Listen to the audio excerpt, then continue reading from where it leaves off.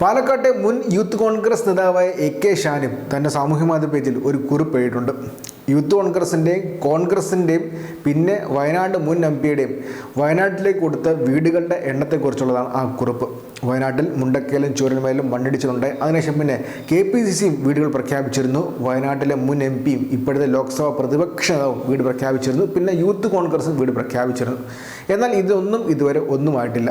Youth കോൺഗ്രസിൻ്റെ fund സമ്മാനത്തെക്കുറിച്ച് വലിയ വലിയ വാർത്തകളാണ് വന്നിട്ടുള്ളത്. എല്ലാം രാഹുൽ മാങ്കൂട്ടൻ നിഷേധിക്കുന്നുണ്ടെങ്കിലും എല്ലാ വാർത്തകളും നിഷേധിക്കുന്നുണ്ടെങ്കിലും ആ കാര്യത്തിൽ ഒരു ന്യായീകരണമോ വിശദീകരണമോ കൊടുക്കാൻ ഇതുവരെ യൂത്ത് കോൺഗ്രസിന് സാധിച്ചിട്ടില്ല.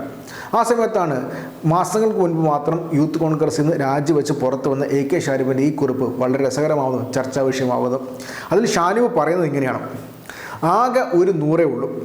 വയനാട് മുൻ MP പ്രഖ്യാപിച്ച 100 വീട്, KPCCയുടെ 100 വീട്, ജൂനിയേഴ്സിൻ്റെ 30 വീട്, ആകെ മൊത്തം 230 വീട്. ഒറ്റ നോട്ടത്തിൽ ഇങ്ങനെ തോന്നുമെങ്കിലും ഇവരെല്ലാവരും കൂടി പ്രഖ്യാപിച്ച വീടുകൾ എല്ലാം കൂടി കൂട്ടിയാലും എണ്ണം 100 ആണെന്നുള്ളതാണ് സത്യം. അതായത് വയനാട് മുൻ MP ആദ്യം 100 വീട് പ്രഖ്യാപിക്കുന്നു. കുറച്ച് കഴിഞ്ഞ് KPCC MP പ്രഖ്യാപിച്ച 100 വീട് വീണ്ടും പ്രഖ്യാപിക്കുന്നു. ഉടനെ തന്നെ ജൂനിയേഴ്സ് കയറി അതിനൊരു 30 പ്രഖ്യാപിക്കുന്നു. അങ്ങനെ ഒറ്റ 100-ൽ 3 പ്രഖ്യാപനം വരുന്നു. എന്നിട്ടോ KPCC സ്റ്റാൻഡ് വിത്ത് വയനാട് എന്ന പേരിൽ ഒരു ആപ്പ് ഉണ്ടാക്കി 100 വീട് പിരിക്കാനുള്ള പണം പിരിച്ച് കയ്യിൽ വെക്കുന്നു. ജൂനിയേഴ്സ് 30 വീടിനുള്ള പണം പിരി പ്രഖ്യാപിക്കുന്നു. ചില കമ്മിറ്റികൾ പറഞ്ഞതിനേക്കാൾ കൂടുതൽ പിരിച്ചു കൊടുക്കുന്നു. ചില മിടുക്കന്മാർ പുട്ടടിക്കുന്നു, മിടുമിടുക്കന്മാർ വീതം വെക്കുന്നു. എന്തൊക്കെ കമ്മിറ്റി എത്രയൊക്കെ കൊടുത്തു എന്നതിന് ഒരു കണക്കും ആരുടെയും കയ്യിലില്ല എന്ന് കൈമലർത്തുന്നു. ആ കണക്കുണ്ടെങ്കിൽ പുറത്തുവിടാൻ ഞാൻ സവിനെ വെല്ലുവിളിക്കുന്നു. അതിനിടയിൽ ഇൻകാസ് 1 കോടിയോളം രൂപ ജൂനിയേഴ്സിന് കൊടുത്തു എന്ന് കേൾക്കുന്നു. അതിൻ്റെ പരാതി KPCCയുടെ കയ്യിൽ ഭദ്രമായി ഇരിക്കുന്നു. മുൻ MP പറഞ്ഞ 100 വീടിന് സ്ഥലം പോലും ഏറ്റെടുത്തിട്ടില്ല. ആർക്കൊക്കെ വീട് കൊടുക്കുന്നു എന്നതിൻ്റെ കണക്കും എടുത്തിട്ടില്ല. 1 വർഷമായിട്ട് ഒരു അനക്കവുമില്ല. ഗവൺമെൻറ് നൽകുന്ന ടൗൺഷിപ്പ് പണി ആരംഭിച്ചു. മറ്റ് സംഘടനകളും പണി തുടങ്ങി മുന്നോട്ട് പോകുന്നു. എന്നിട്ടും ഇന്ത്യൻ പാർലമെൻറ്റിലെ പ്രതിപക്ഷ നേതാവും പാർട്ടിയുടെ ഏറ്റവും ഉന്നതനായ നേതാവുമായ ഒരാളുടെ ക്രെഡിബിലിറ്റിയെ പോലും തകർത്ത് കളയാൻ തട്ടിപ്പിനാണ് KPCC ജൂനിയേഴ്സും കൂടി നേതൃത്വം നൽകിയിരിക്കുന്നത്. ചൂരൽമലയിലെ എല്ലാം നഷ്ടപ്പെട്ട നിസ്സഹായരായ കുറേ മനുഷ്യരുടെ പേരിലാണ് കുറച്ച് പേർ ചേർന്ന് തട്ടിപ്പ് നടത്തി ആ പണം ഇലക്ഷനും PR വർക്കിനും വേണ്ടി ചെലവഴിച്ചത്. 100 എന്ന് ആവർത്തിക്കുന്നതല്ലാതെ എവിടെ, എപ്പോൾ, എന്ന്, ആർക്ക് ഇതൊന്നും പറയാൻ മുൻ MPക്കോ KPCCക്കോ ജൂനിയേഴ്സിനോ പറ്റുന്നില്ല എന്ന് മാത്രമല്ല, ഏതൊക്കെ കമ്മിറ്റി എത്രയൊക്കെ തന്നു, എങ്ങനെ തന്നു എന്ന് പറയാനും അവർക്ക് ചായ വിറ്റും മീൻ വിറ്റും ഒക്കെ കുറേ ചെറുപ്പക്കാർ തന്ന പണമുണ്ട് അതിൽ. ഒന്നും നോക്കാതെ അതിനോടൊക്കെ സഹായിച്ച പൊതുജനങ്ങളുടെ പണവും ഉണ്ട് അതിൽ. ഒരു 100ൻ്റെ പേരിൽ 100 പിരിവ് നടത്തുമ്പോൾ ജനങ്ങളോട് കണക്ക് പറയാനുള്ള ബാധ്യതയും അത് കയ്യിൽ വാങ്ങി വെച്ചവർക്കുണ്ട് എന്ന് പറഞ്ഞാണ് ഷാനിബിൻ്റെ ആ കുറിപ്പ് അവസാനിക്കുന്നത്. വളരെ സുപ്രധാനമായ രസകരമായ കുറിപ്പാണെന്ന് എടുത്തു തന്നെ പറയാം. ഷാനിബ് പറയുന്നത് വളരെ സുപ്രധാനമായ കാര്യമാണ്. കാര്യം എന്ന് വെച്ച് കഴിഞ്ഞാൽ 100 വീട് രാഹുൽ ഗാന്ധി പ്രഖ്യാപിച്ചു, 100 വീട് KPCC പ്രഖ്യാപിച്ചു. തൊട്ട് പിന്നാലെ യൂത്ത് കോൺഗ്രസും 30 വീട് പ്രഖ്യാപിച്ചു. DYFI 25 പ്രഖ്യാപിച്ചുകൊണ്ടാണ് 5 കൂട്ടി 30 യൂത്ത് കോൺഗ്രസ് പ്രഖ്യാപിച്ചത്. ആകെ മൊത്തം നോക്കുമ്പോഴത്തേക്കും 230 ഉണ്ട്. പക്ഷേ ടോട്ടലി കോൺഗ്രസ്സുകാരുടെ കയ്യിൽ 100ൻ്റെ കണക്ക് മാത്രമേ ഉള്ളൂ. അതായത് രാഹുൽ ഗാന്ധി ആദ്യം പ്രഖ്യാപിച്ച 100 അവർ കൊടുക്കാൻ പോകുന്നത്. അതിൽ 30 വീടാണ് ഇപ്പോൾ യൂത്ത് കോൺഗ്രസ് കൊടുക്കാൻ പോകുന്നത്. അങ്ങനെ 100 മാത്രമേ ഉള്ളൂ.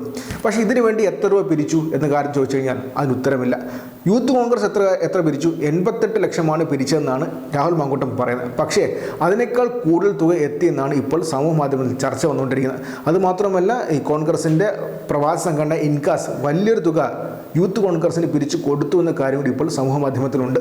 അപ്പോൾ എങ്ങനെയാണ് കാര്യങ്ങൾ? ആ കാശ് അവിടെ പോയി, ആ ഫണ്ട് അവിടെ പോയി. അതുമാത്രമല്ല, എപ്പോൾ കൊടുക്കും, എങ്ങനെ കൊടുക്കും, അതിനു വേണ്ടിയുള്ള സ്ഥലം മേടിച്ചോ? ലീഗാണെങ്കിൽ സ്ഥലം മേടിച്ച് ഒരു പരിധിവരെ എത്തിക്കഴിഞ്ഞു.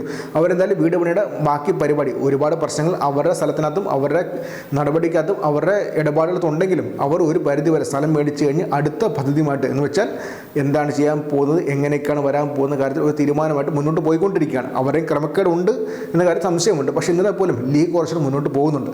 സർക്കാരാണെങ്കിൽ സർക്കാരിൻ്റെ പദ്ധതി അതിവേഗമാണ് മുന്നോട്ട് പോയിക്കൊണ്ടിരിക്കുന്നത്. അടുത്ത മാസങ്ങളിൽ എന്തായാലും മാതൃകാ വീടിൻ്റെ പണി പൂർത്തിയാകും. മാസങ്ങൾക്കുള്ളിൽ ടൗൺഷിപ്പിൻ്റെ പണി പൂർത്തിയാകും.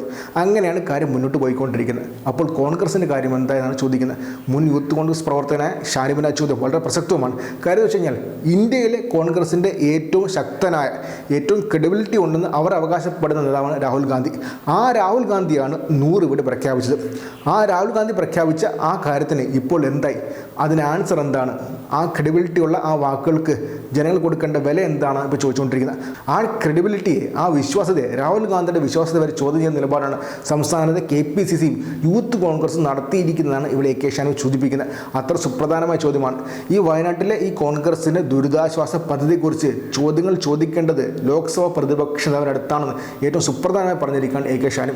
കാര്യം ആദ്യം പ്രഖ്യാപിച്ചത് രാഹുൽ ഗാന്ധിയാണ്. അപ്പോൾ രാഹുൽ ഗാന്ധിയുടെ അടുത്ത് ചോദിക്കണം. ഇന്ത്യയിലെ ഏറ്റവും വിശ്വാസമുള്ള നേതാവെന്ന് കോൺഗ്രസ് ആവർത്തിച്ച് പറയുന്ന രാഹുൽ ഗാന്ധി പറഞ്ഞിട്ട് പോയ ഒരു കാര്യത്തിനകത്ത് ഒരു ഇഞ്ച് പോലും മുന്നോട്ട് നീങ്ങിയിട്ടില്ല.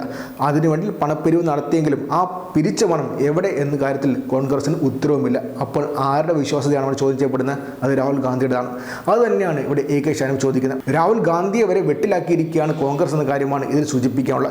മുൻ MP യെയും പെടുത്തിക്കൊണ്ടാണ് ഇപ്പോൾ കോൺഗ്രസ് മുന്നോട്ട് പോയിക്കൊണ്ടിരിക്കുന്നത് സുപ്രധാനമായി അദ്ദേഹം വ്യക്തമാക്കുകയാണ്.